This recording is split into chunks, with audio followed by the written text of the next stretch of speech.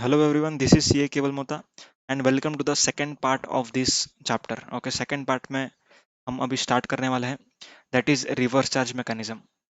In the first part, we have completed with the section 7, 8, 9 of IGST Act along with interstate supply का कुछ examples and everything. And मैंने आपको last में first part के बताया था कि reverse charge mechanism होता क्या है and उसके कुछ important points. Now let us understand which are the important areas of reverse charge जहां पर ये रिवर्स चार्ज मैकेनिज्म की एंट्रीज एप्लीकेबल होंगी। ऐसी कौन सी सर्विसेज है जिसपे आरसीएम ट्रिगर होगा, ठीक है।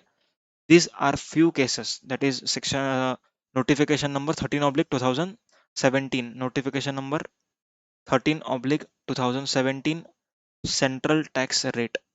ये नोटिफिकेशन के थ्रू ये सारी सर्विसेज आरसीएम में टैक्सेबल होंगी, ठीक है। गुड्स का रिवर्स चार्ज आपके सिलेबस में एप्लीकेबल नहीं है, बट सर्विसेज का है। So let us start our discussion. The first entry, supply of services by GTA who has not paid tax at the rate of 12% in respect of transportation of goods by road. अगर कोई GTA है जिसने 12% का option opt नहीं किया, GTA के पास दो option होता है। कौन से दो ऑप्शन? एक तो 12% चार्ज करो एंड अपने परचेस का पूरा ITC low. This is the first option. The second option is do not charge GST on your outward supplies and do not avail input tax credit of your purchases. Let recipient pays tax under RCM. ठीक है, recipient RCM में tax भरने दो उसको, and recipient will be eligible to claim the credit of that 5% whatever he has paid under reverse charge. I hope this is clear. Supplier को credit नहीं मिलेगा, ठीक है। Supplier of GTA service would not get credit if he is not charging GST and letting the recipient pay under RCM. I hope this is clear. Okay. So here the supplier is not opting to pay 12%. ठीक है, वो charge नहीं करेगा. And who should be the specified recipient? Specified recipient कौन होना चाहिए? Answer is factory हो सकती है, ठीक है, society, next is cooperative society, any person registered under GST, body corporate that is companies, okay, companies, partnership firm including LLP और casual taxable person located in taxable territory. अगर ऐसे GTA ने जिसने 12% ऑप्शन ऑप्ट नहीं किया and उसने इन 7 लोगों को सर्विस दिया, then these 7 people would be liable to pay tax under RCM. I hope this is clear. The first question I would like to answer is who is GTA? GTA कौन होता है? GTA means a person who issues consignment note. What is the meaning of consignment note? Consignment note means one challan, or you can say a note on which the location of destination, supplier का destination, ये सब कुछ लिखा हुआ है, ठीक है। Supplier कहाँ से चालू हो रहा है, रिसिपेंट का डेस्टिनेशन क्या है, देन कितने का गुड्स जा रहा है, व्हाट इज द वेट, ठीक है, ये सब कुछ लिखा होता है, उसको हम कहते हैं कंसाइनमेंट नोट. तो the person who issues consignment note is called as GTA, and that GTA when provided a service by not opting 12% option, that service is taxable under reverse charge if it is provided to these 7 people. Clear? The second question, most important question, which most of you do not know. What is that question? If GTA who has not opted for 12%, not opted for 12, that is 5% वाला GTA, उसने अगर इनके अलावा किसी को दिया, ध्यान देना, अगर उसने इन लोगों के अलावा किसी को दिया, दैट इज इन 7 लोग के अलावा, तो क्या होगा उस ट्रांजेक्शन का? Answer is such transaction would be exempt from GST. ये ट्रांजेक्शन GST के एम्बिट के बाहर है, ठीक है। कहां पर लिखा हुआ है? Notification number 32/2017 central tax rate. Clear? Okay. अब अदर देन स्पेसिफाइड कौन हो सकता है? पर्सनल पर्पस के लिए, अगर किसी ने हाउस होल्ड पर्पस के लिए ये सर्विस लिया GTA का, then in that case also this transaction would be exempt from GST. I hope this is clear. Okay, चलो next let us come to this notes. यहाँ पर नोट्स लिखे हुए ये पढ़ लेते हैं. This entry will not be applicable to recipient who has taken registration in GST for deducting tax. जिसने टैक्स डिडक्ट करने के लिए नंबर लिया हुआ है. अब ना मैं कॉमन कंफ्यूजन होता है लोगों का, ये मैं दूर कर रहा हूँ अभी. ध्यान देना। आप लोगों ने इनकम टैक्स में टैन का नाम सुना है? टैन, जो टीडीएस काटने के लिए टैन लगता है, बरोबर है? And one is pan.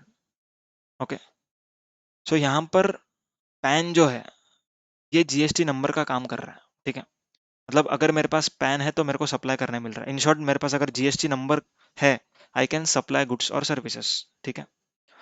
Now जो टैक्स डिडक्टर्स है, जो टैक्स डिडक्टर्स है वो एक अलग रजिस्ट्रेशन लेते हैं, ठीक है?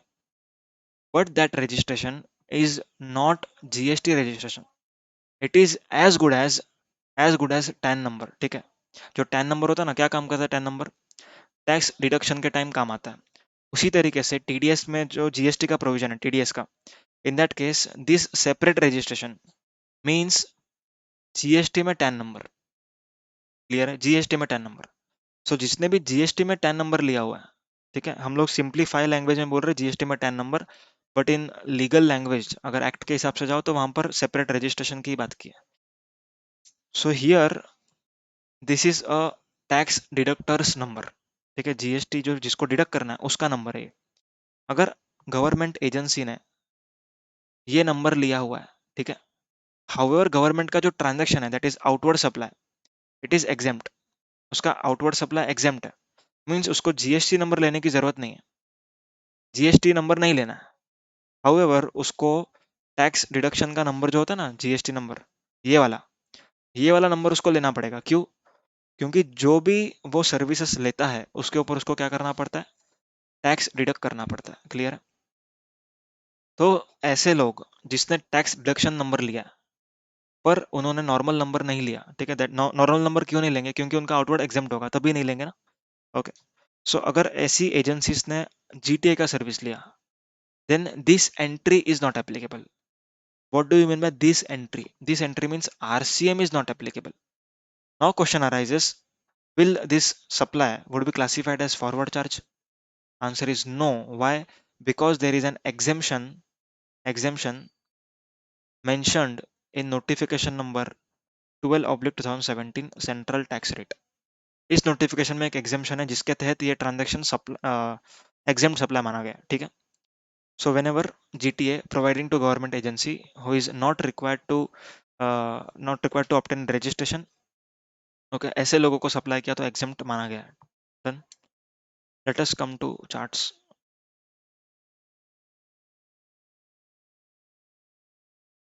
Next, exemption of 750 and 1500 is also applicable in case of RCM whenever you avail a GTA service, ठीक है?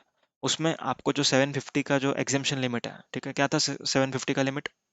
अगर एक कैरियज में बहुत सारे कंजाइनियों का माल जा रहा है, उसमें अगर किसी कंजाइनी का माल का वैल्यू नहीं, फ्रेट का चार्जेस का वैल्यू, ठीक है, फ्रेट का value is less than rupees 750, then that transaction is exempt. If a transaction is exempt, then RCM is also not applicable. I hope this is clear. Okay. And 1500 क्या है? अगर अकेले consignee का माल लेके जा रहा है and freight charges is up to rupees 1500, then also it is exempt. समझ में आई बात? So this is with regards to transport service. चलिए अब बात करते हैं सेकेंड एंट्री की, legal services. Legal service, okay. Legal services supplied by individual advocate, senior advocate, firm of advocates by way of representational services before any court or tribunal। अगर किसी भी advocate ने किसी भी बिजनेस एंटिटी को service दिया जिसका टर्नओवर प्रीसीडिंग फाइनेंशियल ईयर में कुछ थ्रेशोल्ड से ज्यादा था, जिसके कारण उसको रजिस्ट्रेशन लेना पड़ा, ऐसी एंटिटीज को आरसीएम में टैक्स का पेमेंट करना पड़ेगा। क्लियर है? समझ में आई बात? So all the business entities which are registered, in simple words अगर हम कहें तो रजिस्टर्ड बिजनेस एंटिटी कह सकते हैं इसको। अब any business entity located in taxable territory having turnover of more than such amount in preceding financial year as it makes them ineligible for exemption from registration। Okay, so यहाँ पर ये entry में इस तरीके की वर्डिंग्स लिखने का intention क्या था गवर्नमेंट का, ये समझते हैं। अब कई बार क्या होता था, कोई कोई पर्सन का टर्नओवर सिर्फ 1 लाख रुपया था या तो फिर 5 लाख रुपया, that is less than threshold. But क्या होता था कि इन लोगों को, अगर इन लोगों ने लीगल सर्विस लिया, देन इन दैट केस उनको आरसीएम में टैक्स पेमेंट करने के लिए रजिस्ट्रेशन लेना पड़ता था। Okay, so here they faced difficulties. So government said कि अगर आप रजिस्ट्रेशन के लिए लायबल हो, एंड आपने इसीलिए रजिस्ट्रेशन लिया है ताकि आप लायबल हो, ठीक है, as per normal section 22 subsection 1, अगर आपका टर्नओवर कुछ लिमिट के ऊपर चला गया, आपने रजिस्ट्रेशन लिया, उन्हीं लोगों को आरसीएम में पे करना पड़ेगा अंडर लीगल सर्विस। ओके, मतलब जिनका थ्रेशोल्ड से कम है पर लीगल सर्विस ले रहे हैं, उनको आरसीएम में पेमेंट नहीं करना है। Clear? Okay. Services by arbitral tribunal to business entity, same will be applicable. ठीक है, ऐसी बिजनेस एंटिटीज को आरसीएम में टैक्स का पेमेंट करना पड़ेगा। Next, sponsorship service. What do you mean by sponsorship service? Sponsorship service मतलब कि कोई इवेंट ऑर्गेनाइज करना या स्पॉन्सर करना, उसको कहते हैं स्पॉन्सरशिप सर्विस। अब जो स्पॉन्सरर होता है, ठीक है, जो स्पॉन्सर करता है, स्पॉन्सरर, ही इज रिसिपिएंट। क्या सर? ये रिसिपिएंट कैसे? ये तो स्पॉन्सर कर रहा है ना, सप्लायर हुआ नहीं। जिसके जेब से पैसा जाता है उसको हम रिसिपिएंट कहते हैं। आपको मालूम है, अगर मैं आपको लेक्चर दे रहा हूँ, if you are paying me, आपके जेब से पैसा गया, it means you are a recipient. Similarly जो स्पॉन्सरर है, उसके जेब से पैसा जाता है, it means it is a recipient. ठीक है, एंड स्पॉन्सर्ड, जो स्पॉन्सर्ड है उसको हम कहते हैं सप्लायर। क्लियर है? स्पॉन्सर्ड को क्या कहेंगे? सप्लायर कहेंगे। Okay, so whenever the recipient is body corporate or partnership firm including LLP, in that case RCM is applicable. Clear है? So supplier के status पे RCM is not dependent. RCM is dependent on the status of recipient. अगर आपका recipient, that is आप sponsorship service दे रहे हो अगर, ठीक है, in that case अगर आपका recipient body corporate या तो partnership firm है, then they will pay tax under RCM. I hope this is clear. Okay.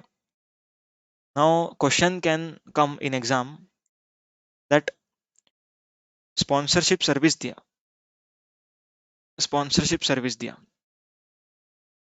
ठीक है, एंड दूसरा टर्म लिख रहा हूं यहां पर, स्पॉन्सर किया। ये दो दो टर्म में डिफरेंस है। स्पॉन्सरशिप सर्विस जब लिखा हुआ है, it means you are a supplier.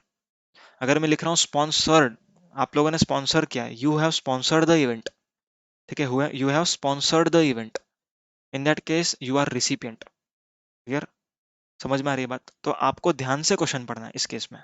एक ताल एकेडमी का क्वेश्चन मैंने क्वेश्चन बैंक में दिया हुआ है, बाकी क्वेश्चन बैंक्स में भी आपको मिल जाएगा, तो ये क्वेश्चन बहुत वाइटल क्वेश्चन है। ठीक है, next, services supplied by central government, state government, union territory, local authority to a business entity, excluding these four services, would be taxable under RCM. Okay, so let us first understand the exemptions available in this regard. अब यहाँ पर मैं exemption chapter पे switch on कर रहा हूँ।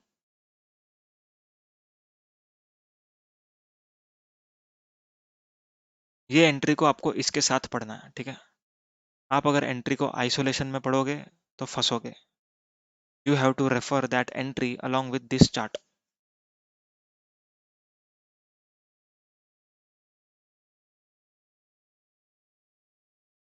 Fit हो गया?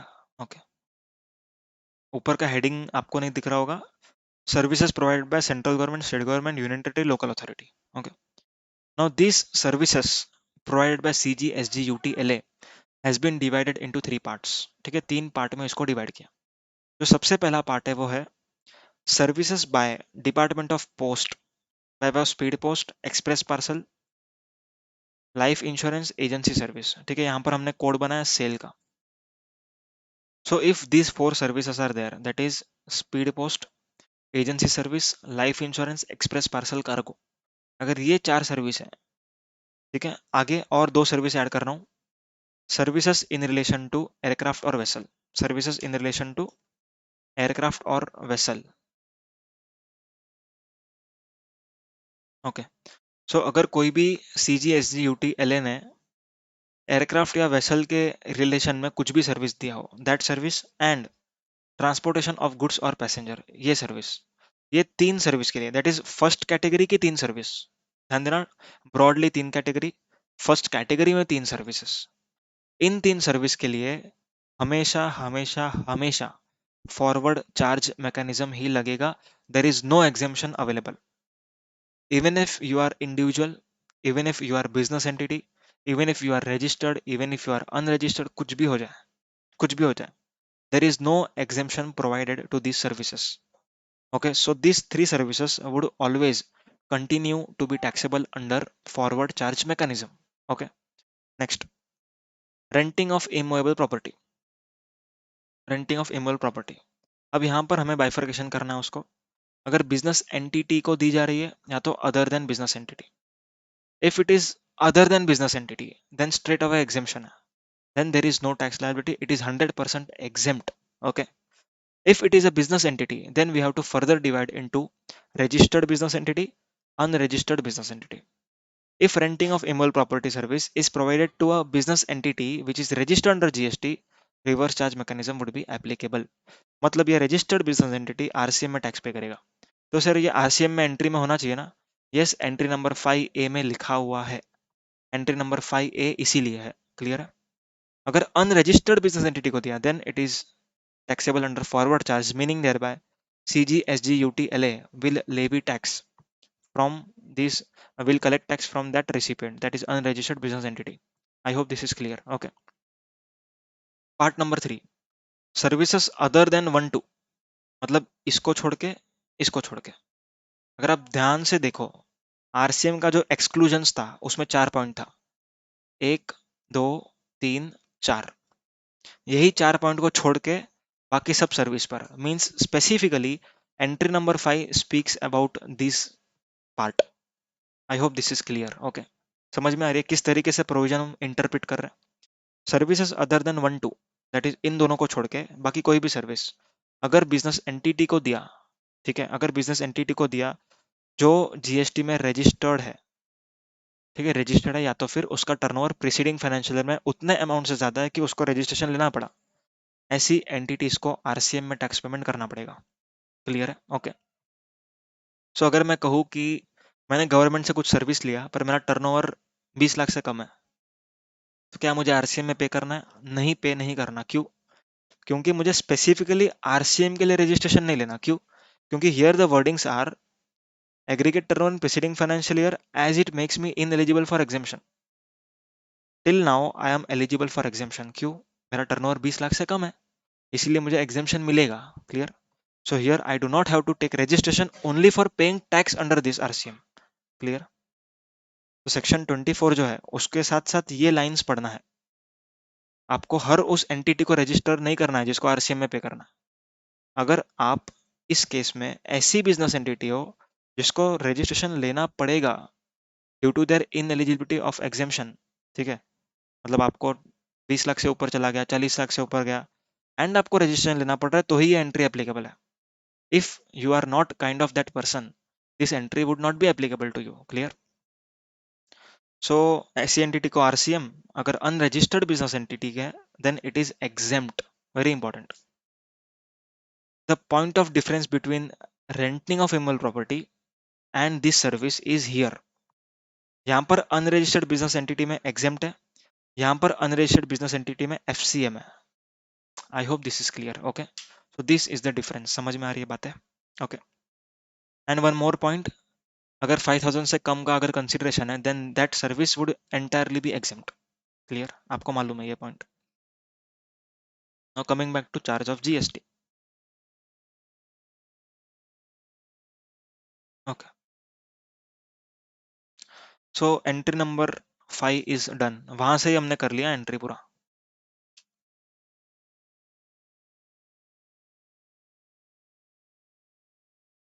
Next, renting of immovable property, ये भी हमने कर लिया है। ठीक है, मैंने आपको तभी दिखाया था 5A करके लिखा हुआ है। ठीक है, next, entry number 5B, if supposedly I have a land, ठीक है, मेरे पास लैंड है, कोई बिल्डर को मेरे इधर प्रॉपर्टी बनाना है। सो यहाँ पर मैं क्या उसको कहता हूँ कि भाई आप प्रॉपर्टी बनाओ, I will transfer you developmental rights. So in consideration of that developmental rights I want certain flats in your newly setup building. उसमें फ्लैट चाहिए।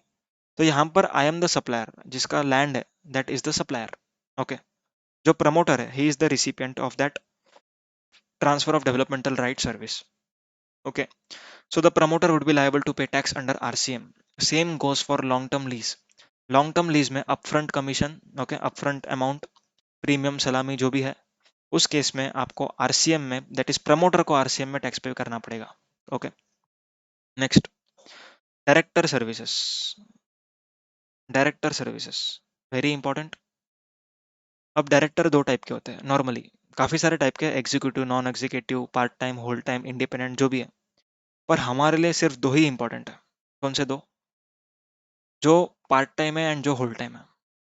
जो होल टाइम डायरेक्टर है, they are employees of the company, they are basically the employees of the company. Okay, so जो director whole time है, employee है, उनका transaction schedule 3 में आता है। ठीक है, there transaction would fall in the ambit of schedule 3। Schedule 3 में एम्प्लॉय ने एम्प्लॉयर को सर्विस दिया तो exempt.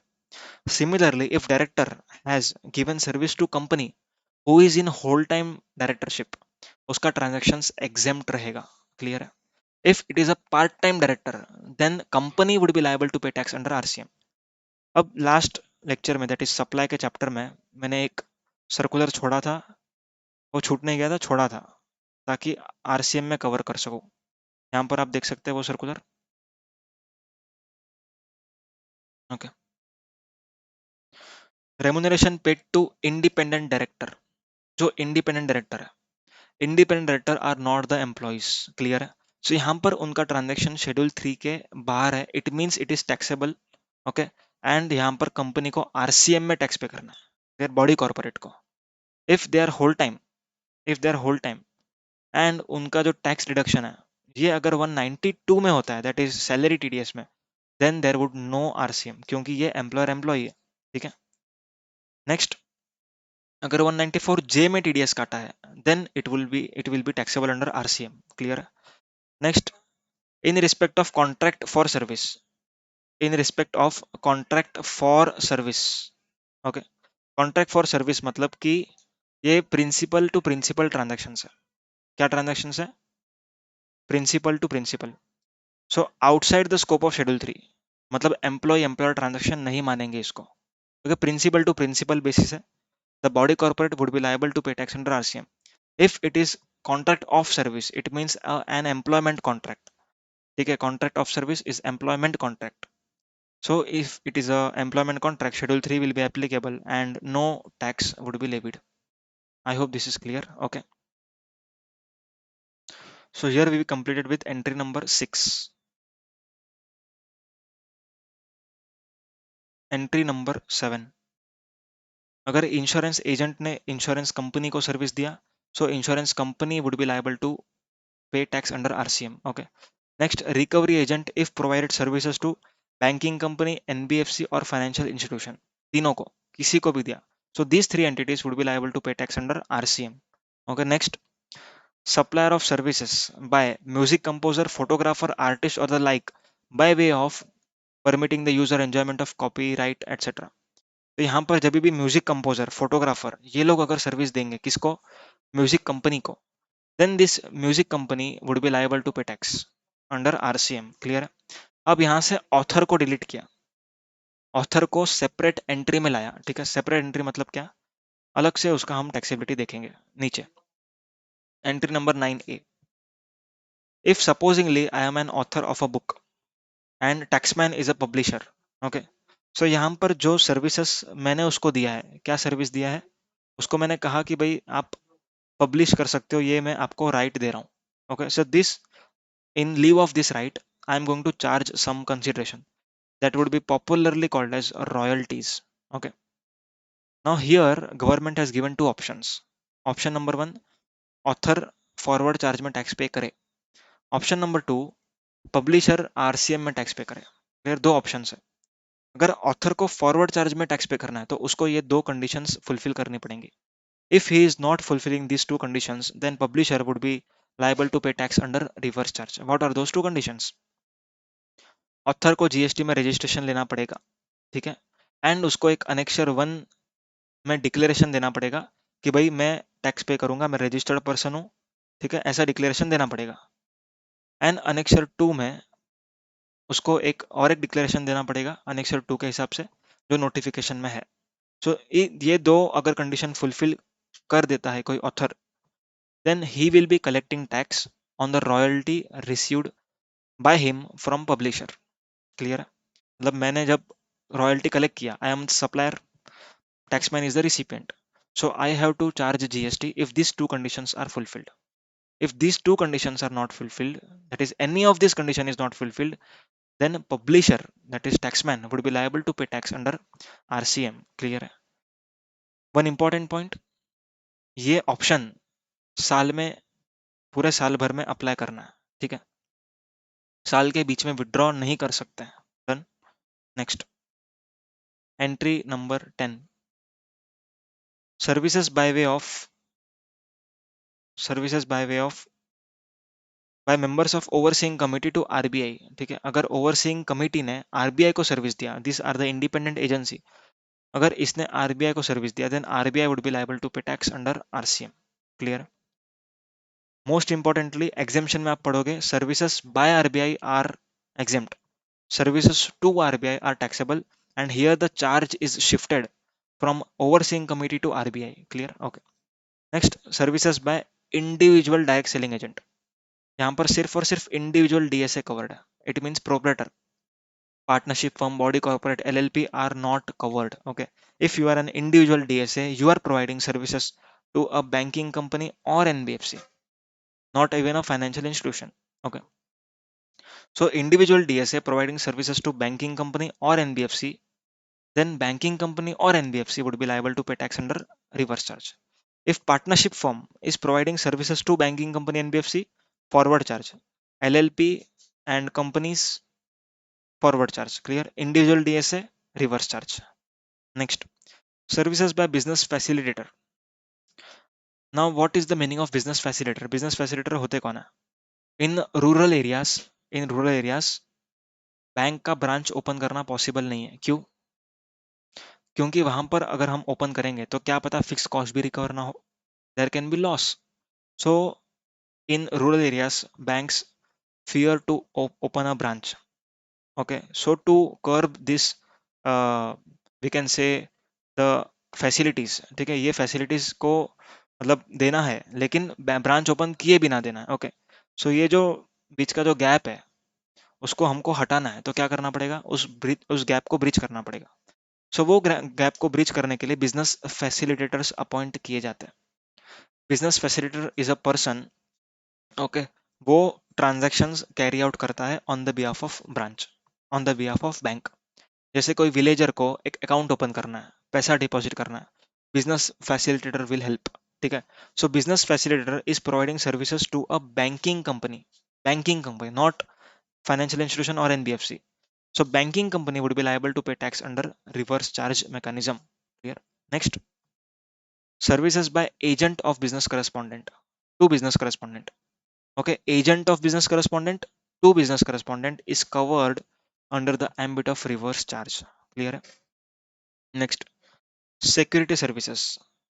Security service means there is one organization. Okay, ये एक organization है, ये organization क्या करता है? सर्विसेज प्रोवाइड करता है। कौन सी सर्विसेज? सिक्योरिटी पर्सोनेल को भेजता है। ठीक है, इट इज अ अम्ब्रेला जिसके अंदर सारे के सारे सिक्योरिटी गार्ड्स रजिस्टर करते हैं, and they and that organization allocates that security guards to particular societies or particular companies and so on. So if the supplier organization is other than body corporate, ठीक है, other than body corporate मतलब company नहीं होना चाहिए, बाकी कोई भी रहे चलेगा, other than body corporate है, and if it is providing services to a registered person, ठीक है, other than body corporate to a registered person is taxable under RCM. Clear? other than body corporate to a registered person, आगे हम देखेंगे कि ये जो है other than body corporate, that will be something different, और registered person can also be something different. समझ में आ रहा है? आगे देखने वाले हैं वो। सिक्योरिटी सर्विस का केस क्लियर है? If I am other than body corporate, okay, and I am providing service to a registered person, then it is taxable under reverse charge. Clear? If I am other than body corporate, other than body corporate, providing services to unregistered person, बोलो बोलो, it is taxable under forward charge mechanism, clear है? Okay, if I am body corporate and I am providing services to a registered person, then also forward charge. Why? Because RCM के लिए supplier है other than body corporate. Clear? So these are few cases which you need to understand. Next, अब इसमें वापस से दो notes आपको देखने मिलेंगी, ये दो नोट्स हैं। अगर सिक्योरिटी सर्विसेज ऐसी एंटिटीज को दी जा रही है जो गवर्नमेंट एजेंसीज है and so on, okay, and they are not taking registration for effecting taxable supply, so in that case this entry is not applicable. This entry is not applicable, meaning thereby RCM is not applicable, meaning thereby RCM is not applicable. So whether FCM applicable, for that we have to check exemptions. अब यहाँ पर exemption में भी कोई इसके लिए exemption नहीं है separate. It means this is covered under forward charge. Okay, clear है? Next, composition person. Okay, यहाँ पर अगर composition person को मैंने दिया security services, then also this entry is not applicable, meaning thereby RCM entry is not applicable. FCM would be levied. There is no exemption provided under the act. Clear? समझ में आई बात? Entry not applicable का मतलब ये नहीं है कि टैक्स ही नहीं लगेगा, टैक्स लगेगा पर फॉरवर्ड चार्ज में लगेगा फिर। Okay, next, services by way of renting of motor vehicle design to carry passengers where cost of fuel is included in consideration, whatever it is. Okay, any person other than body corporate who supplies service to body corporate and does not issue invoice charging 12% GST and recipient should be body corporate. ये ऐसे नहीं समझेगा, let us understand the background first.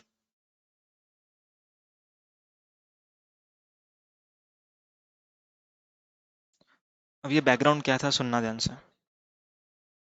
Before this entry there were two options available with any supplier providing rent a cab services. Renting of motor vehicle service देने वाले के पास ये दो अलग अलग ऑप्शन थे। Option number one, option number one is GST charge करो 5% पे, ठीक है, that is low rate, and ITC आप सिर्फ और सिर्फ सेम लाइन ऑफ बिजनेस का ले लो, same line of business. Okay, मतलब आपको सब आईटीसी नहीं मिलेगा, आपको सेम लाइन ऑफ बिजनेस के परचेस का ही आईटीसी मिलेगा। क्लियर है? Option number two, option number two was 12% GST charge करो, फुल आईटीसी ले लो, फुल आईटीसी। क्लियर? अब ऑप्शन नंबर वन में बाइफर्केशन एक कर लेते हैं, ठीक है, body corporate supplier and other than body corporate supplier. Okay, option one में फर्दर बाइफर्केशन कर लेते हैं, body corporate supplier supplying to body corporate, okay, other than body corporate.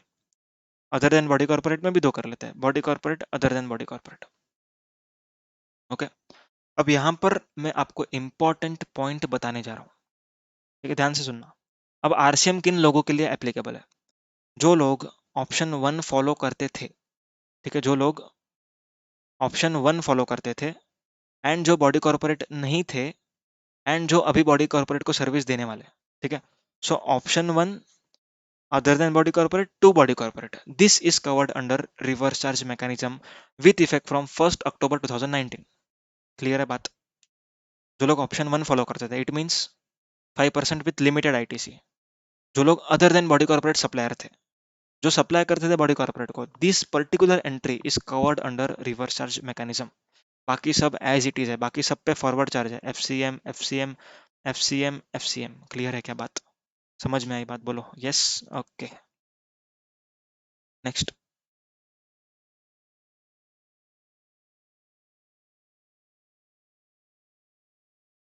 Services by way of lending of security, services of lending of securities under securities lending scheme 1997 of SEBI. अब यहाँ पर हम लोग एक example लेकर के समझते हैं। ओके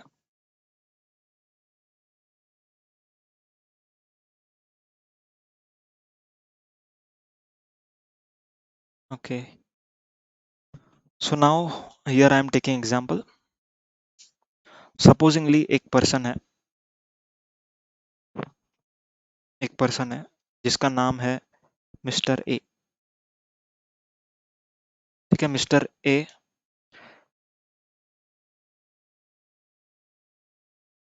जिसके पास रिलायंस के कुछ शेयर्स हैं। ठीक है, रिलायंस के कुछ शेयर्स हैं। अब यहाँ पर मैं रिलायंस लिख रहा हूँ, लेकिन this securities should be approved by SEBI. ठीक है, ये जस्ट एग्जांपल के लिए, कंसेप्ट समझने के लिए। अब इसको लगता है कि भाव बहुत ज्यादा बढ़ने वाला है, इसको हम रहने देते हैं अभी। ठीक है, इसको लग रहा है कि भाव बढ़ने वाला है। It is thinking, this person is thinking price will increase. तो इसको बेचना पड़े, मतलब बेचेगा आगे तो ज्यादा प्रॉफिट होएगा। ठीक है, सो ही हैज दिस शेयर्स। अब यहाँ पर एक पर्सन है जिसका नाम है मिस्टर बी। मिस्टर बी, उसको लग रहा है कि भाव गिरने वाला है। ही फील्स कि भाव गिरेगा। He is very much bearish in the market. ठीक है, रिलायंस का शेयर का भाव गिरेगा, इसको लग रहा है गिरने वाला। अब इसके पास शेयर्स नहीं है और इसको लग रहा है गिरेगा। ओके, अब यहाँ पर अप्रूव्ड इंटरमीडियरीज होती है। क्या होती है? इंटरमीडियरीज। इन दोनों को हम कहते हैं इंटरमीडियरी। अब मिस्टर बी इसके पास गया, कहा कि भाई रिलायंस का शेयर किधर मिल सकता है क्या मेरे को। तो इसने कहा ओके चलो देखता हूँ, ढूंढता हूँ। तो इसने अपने सर्कल में बात किया, एक जन मिला उसको। बोलता है कि हाँ मेरे पास एक जन है जो रिलायंस का शेयर होल्ड करने वाला है। ठीक है, बेचने है वो होल्ड करने वाला है।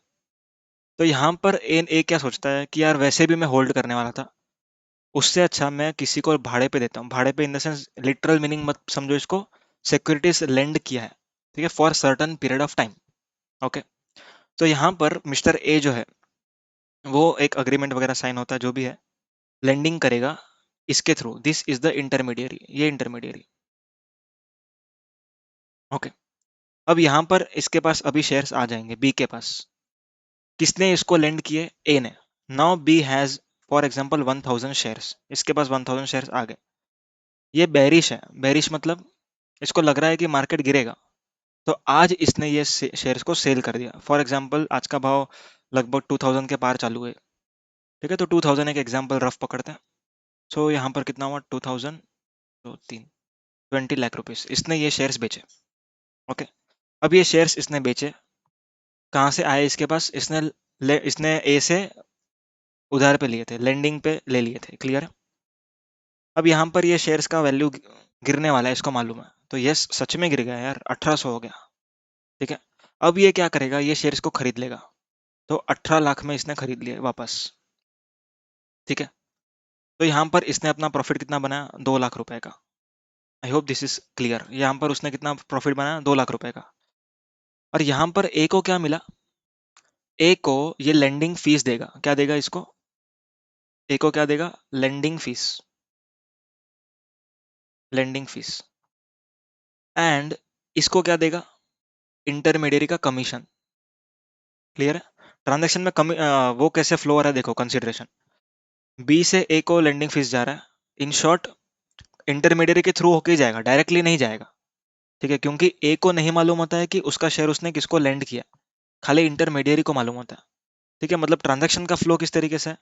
लेंडिंग फीस इधर आ रही है through, obviously through an intermediaries. ठीक है, सेबी का जो भी पोर्टल है, ठीक है, बीएससी का, what ever it is, I don't know exact portals, तो वो पोर्टल के थ्रू आता है। तो लेंडिंग फीस आ रही है, इंटरमीडियरी कमीशन ये लोग दे रहे हैं। Okay, now the taxability we are going to understand of this lending fees and this intermediary commission. So on this lending fees, reverse charge mechanism is applicable. On this lending fees, reverse charge mechanism applicable. Okay, तो यहाँ पर जो mister B है, that is a pair. ठीक है, जो पे कर रहा है, ही इज द रिसिपिएंट।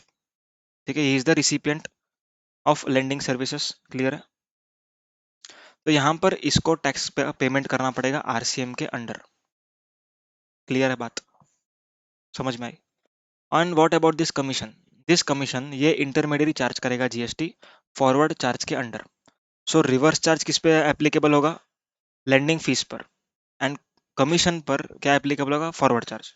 अब दोनों ही केसेस में आफ्टर 1 अक्टूबर आईजीएसटी ही एप्लीकेबल है, आईजीएसटी ही एप्लीकेबल है। Clear? The reason why this service of lending fee is under RCM is because B don't know who has supplied him this shares. उसको नहीं मालूम, सिंस उसको नहीं मालूम, ए को भी नहीं मालूम क्या कौन रेसिपिएंट है। ओके, सो हियर इसको मालूम है कितना जेब से पैसा जा रहा है, तो सिंपल इसको उसके ऊपर टैक्स का पेमेंट करना है। क्लियर है? समझ में आया? सो लेंडिंग फीस पर आरसीएम है एंड कमीशन पर एफसीएम नॉर्मल। क्लियर है? So this entry number 16 was regarding this. Let us come to the chart again. ये नोट पे मैंने वही सब लिखा हुआ है। सो बोरोवर जो है वो टैक्स पे करेगा, जो हमने देखा उधर mister B. Next, C now we have completed notification number 13/2017 central tax rate. ये खत्म हो गया notification. Same points are applicable for inter state transaction through notification number 10/2017 integrated tax rate. I hope this is clear. Okay, but उसमें 2 transactions extra है। ठीक है, कौन से 2 ट्रांजैक्शंस एक्स्ट्रा है उसमें? यहाँ पर एंट्री नंबर आपके सामने है। सो सबसे पहली entry, service supplied by any person located in non taxable territory to any person other than non taxable online recipient. ध्यान देना, जो पर्सन इंडिया के बाहर है उसको कहते हैं हम person located in non taxable territory. अगर उसने किसी को सर्विस दिया, किसको? नॉन टैक्सेबल ऑनलाइन रिसिपिएंट को छोड़ के बाकी लोगों को। So sir, what is the meaning of non taxable online recipient? Answer is over here. NTOR means government, local authority, government authority, individual or any other person not registered under GST and receiving OIDR service other than commerce। ठीक है, मतलब business purpose नहीं है उसका and वो लोग OIDR services ले रहे हैं, ऐसे लोग को हम कहते हैं NTOR। ठीक है, नॉन टैक्सेबल ऑनलाइन रिसिपिएंट। मतलब उन लोग को छोड़ के बाकी लोगों ने अगर सर्विस इंपोर्ट किया, ठीक है, then it will be taxable under reverse charge mechanism. Clear है? इन शॉर्ट यहाँ पर 2 बातें क्लियर हो रही है, ध्यान देना। Point number 1 in respect of other services यहाँ पर स्ट्रिक्टली आरसीएम है। अदर सर्विस के केस में आरसीएम तो है ही है। क्लियर है? और अगर मैं ओआईडीआर सर्विस की बात करूँ, ठीक है, ओआईडीआर सर्विस में 2 पार्ट बन चुके हैं। क्या 2 पार्ट? एक तो नॉन टैक्सेबल ऑनलाइन रिसिपिएंट, एक other than non taxable online recipient. Clear है? अगर OIDR is from non-taxable territory to other than NTOR, then it is taxable under reverse charge mechanism. Clear? If OIDR to NTOR, that is non-taxable online receipt, then it is taxable under forward charge mechanism. ये कहाँ पर लिखा हुआ है sir? Section 14 of IGST act that will be learning in place of supply chapter. समझ में आया? इसका आप फ्लो चार्ट बना सकते हो। अदर सर्विसेस बाहर से इंडिया में RCM, OIDR सर्विस बाहर से इंडिया में to NTOR forward charge, to other than NTOR reverse charge. Clear है? Okay, next, ocean freight. अगर ट्रांसपोर्ट का सर्विस आपने लिया है, ठीक है, आउटसाइड की शिपिंग लाइन से from a person located in non taxable territory and you are importing that goods, so you are an importer, you have to pay GST under reverse charge mechanism. I hope this is clear. Okay, तो यहाँ पर अपना section 9353 notification 13/2017 central tax rate and notification 10/2017 integrated tax rate, these 4 legal provisions are completed. Okay, now coming to section 9 subsection 4.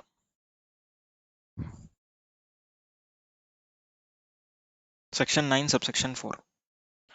अब section 9 subsection 4 जो है वो unregistered person से जब हम खरीदते हैं तब एप्लीकेबल होता है। क्लियर? अब ये सेक्शन क्या सबके लिए एप्लीकेबल है? Answer is no. पहले हुआ करता था 13 अक्टूबर 2017 के पहले किसी भी अनरजिस्टर्ड पर्सन ने अनरजिस्टर्ड परचेस पर GST RCM में एप्लीकेबल था। ओके, बाद में उसको 5,000 का लिमिट बनाया, बाद में हटा ही दिया। ठीक है ना? Now at present only promoters are the persons who are covered under the ambit of this provision. Okay, so if a promoter is purchasing, if he is purchasing more than 20% of its total purchases from unregistered person, then on such differential percentage RCM would be applicable under section 9(4). For example, अगर total मैंने 1 लाख का माल लिया, ठीक है, 1 लाख का माल लिया, अभी इसमें से 78,000 का goods are coming from registered, 22,000 का goods are coming from unregistered. So here it is 22% purchase from unregistered person. So on this excess 2%, ठीक है, 1 लाख का जो 2% है, उसके ऊपर मुझे रिवर्स चार्ज में सेक्शन 9(4) में टैक्स पे करना पड़ेगा. क्लियर है, समझ में आ रही है बात? However if I purchase cement from unregistered person, cement अगर खरीदा किससे? अनरजिस्टर्ड पर्सन से, then in that case flat RCM लगेगा irrespective of 80-20 limit. For example, total purchase 1 lakh rupees, okay, 85,000 from registered person, 15,000 rupees का सीमेंट ही खरीदा है, सिर्फ 15,000 का cement from unregistered person, then in that case इसके ऊपर आरसीएम लगेगा even if 80-20 criteria is satisfied. More than 80% उसने रजिस्टर्ड से लिया, अग्रीड, मोर देन 80% उसने रजिस्टर्ड से लिया, फिर भी आरसीएम एप्लीकेबल हो जाएगा क्योंकि cement is an exception to 80-20 rule. I hope this is clear. Okay, then capital goods की हम अगर बात करें तो कैपिटल गुड्स को भी सेम एप्लीकेबल होगा. Irrespective of that 80-20 limit, they will be taxable under reverse charge at applicable rates. Clear? चलो नेक्स्ट, सेक्शन 9 सबसेक्शन 5, ई कॉमर्स ऑपरेटर. अब ई कॉमर्स ऑपरेटर्स जो है, for example Ola, make My trip etcetera, urban clap, what ever it is, these R e commerce operators.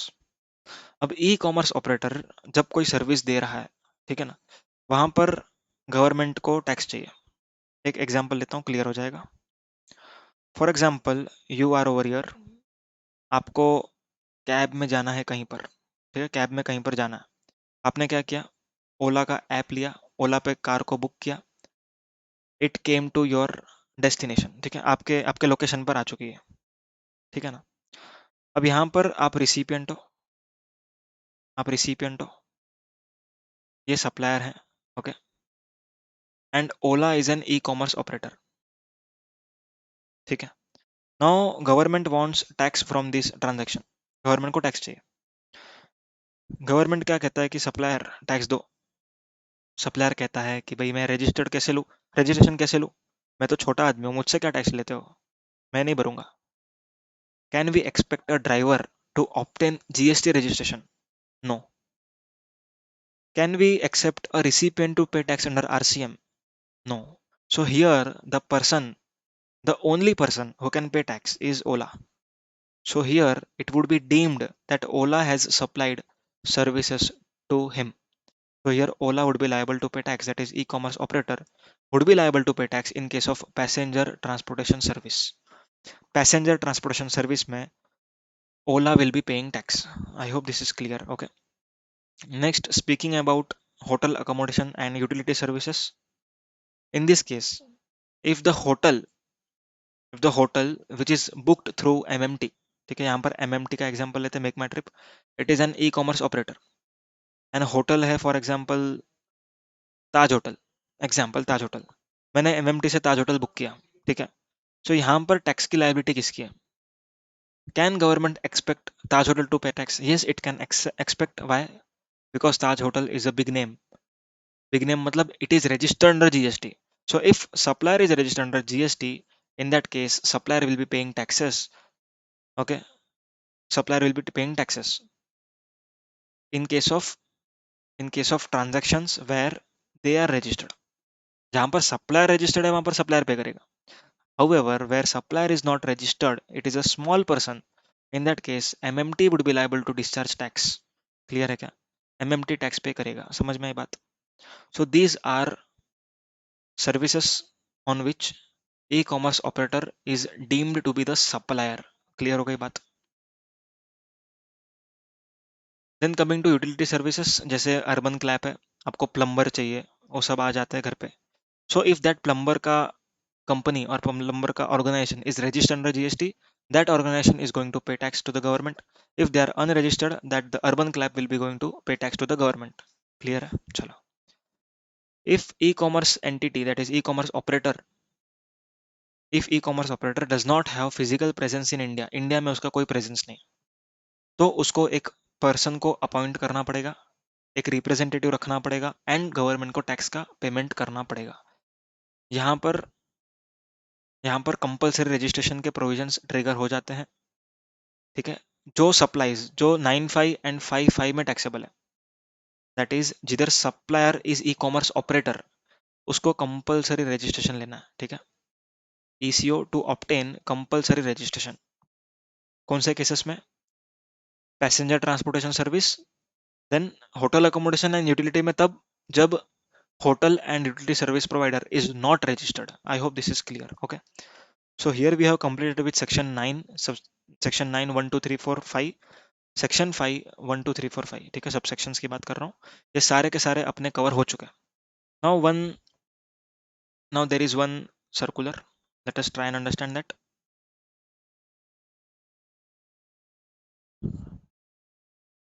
Taxability of passenger service fee and user development fee, इसका taxability. Now होता क्या है, जो airlines company है, ठीक है, for example Spice Jet, and another one I can take the another party to the transaction is airline operator. ठीक है, यहाँ पर लिख रहा हूँ, जगह है थोड़ी सी। Okay, for example MIAL, that is Mumbai International Airport Limited, MIAL. Okay, here there is MIAL, यहाँ पर पैसेंजर्स है काफ़ी सारे। ओके, यहाँ पर है एयरलाइन कंपनीज। अब होता क्या है, MIAL ने इतनी सारी फैसिलिटीज बनाई है, ठीक है, तो यहाँ पर passenger service fee and user development fee, ये दो फीस इन लोग को कलेक्ट करनी है। They have to collect this fees from home, from them. तो ये डायरेक्टली कलेक्ट नहीं कर पाते। डायरेक्टली कैसे कलेक्ट करेंगे, क्योंकि इन लोग से इन लोग तक कोई सर्विस फ्लो हो नहीं रही है, डायरेक्टली नहीं हो रही है, पर ये लोग कर रहे हैं इनके लिए। ओके, सो यहाँ पर MIL ने क्या किया, एक इंस्ट्रक्शंस जारी किए, जिसमें कहा गया कि airline company, you are going to collect PSF and UDF from them and remit this to us. आप इन लोग से कलेक्ट करो एंड हमको पे करो। So airline company is told yes sir we will do it. तो यहाँ पर फॉर एग्जाम्पल 2 रुपया कलेक्ट किया, 2 रुपया पे किया। So the circular intends to clarify that GST is not applicable on this 2 rupees because it is pure reimbursement, it is pure agent kind service। ठीक है, तो यहाँ पर 2 रुपया लिया, 2 रुपया दिया, कोई सर्विस नहीं है। हाउएवर ये कलेक्ट करने के लिए जो एयरलाइन एंटिटी फॉर एग्जाम्पल 0.5 का चार्ज कर रही है, सो GST would be applicable on collection charges charged bye airline company on MIL। सो ये अगर इसको चार्ज करते हैं, देन 0.5 के ऊपर GST आएगा। I hope this is very very very clear. Okay, तो यही सर्कुलर ने कहा है। That's it with this chapter. Thank you very much, bye bye.